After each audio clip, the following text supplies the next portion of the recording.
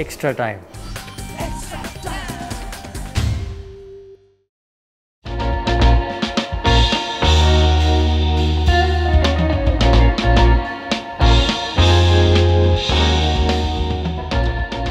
I just wanted to ask you about Steve Smith. You've obviously spent a lot of time with him over the last couple of months. Just how's he tracking? How's he training and everything ahead of a pretty big summer for him? Yeah, I think he's in a really good space. I suppose if you asked him, he probably didn't get the runs that he would have liked during the IPL. He had some good patches of form there, but probably didn't have the output that he would have liked from a personal standpoint. And he set very, very high standards as well. But physically, I think he's in a good space. I think mentally, he's in a good space, and yeah, I think that those runs sometimes ebb and flow in amongst those tournaments such as the IPL or T20 tournaments in general. So I think he's ready to go for the summer. He's been hitting a lot of balls. His training reflects the way that he's prepared for other one-day series and test series as well. So I'm thinking just from the inside here that he's in a really good space and hopefully performance ready for that 27th, the first one-day game. I guess it's probably difficult with a player like him. Put your finger on exactly why he goes through a little patch where he doesn't score as many runs as you would like. Was it anything you could identify even now, looking back on the IPL, as to why he wasn't quite getting the runs he would have liked? No, it can be a multitude of things, can't it? There's so many different reasons why players don't score runs at times and why they score runs at other times. I think the thing around Steve is that the standards he set over a period of time have been pretty high. So any times that he has a slight drop off, then it comes under discussion and some criticism at times. So yeah, I can't put my finger on specifically why it was that he didn't have the IPL that he probably wanted or we at Rajasthan wanted at that point in time.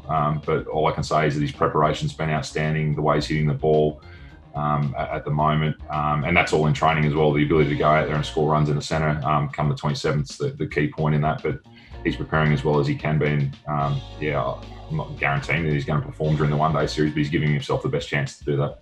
On Steve Smith, you've worked pretty closely with him in the IPL and also, in the ODIs in England.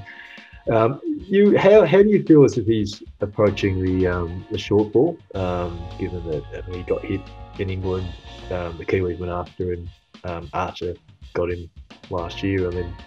Do you feel like, how's he handling it? And also, you expecting India's fast bowlers to test him out during the one days and going to the tests as well? Yeah, he's working on it as he normally would, and there doesn't seem to be any obvious deficiency there. I think Jofra Archer's ruffled up his fair share of batters across the journey, or not across the journey, across his short journey in Test cricket so far.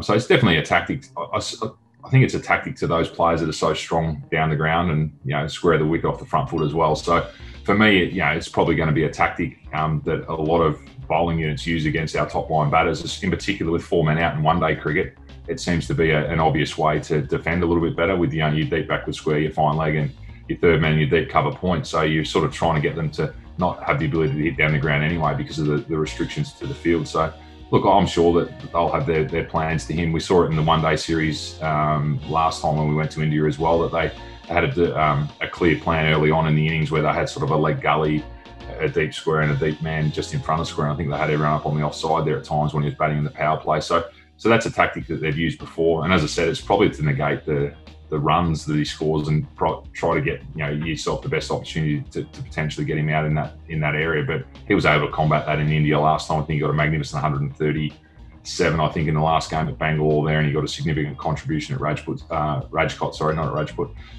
So he's had that before and he's worked his way through it. So I see this series being no different in the way that he approaches it. I think they'll come hard at him though. I suppose any weakness is like gold for opposition players. I don't think it's actually a weakness, is it? I mean, they're taking a shot at that area to get him out early, and then what you'll see after that initial potential plan, that they will go to more standard, trying to negate the run. So I think they've used it before, and as I said, he's done well on it before. So I'm suggesting that that plan hasn't necessarily worked to its full effect. I know that within the Test match, he had that moment with Archer there where it got him.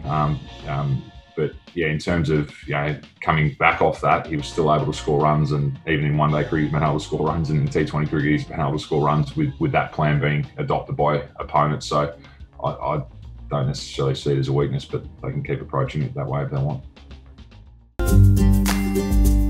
Hit the subscribe option and the bell icon to get all the exclusive sports videos on Extra Time.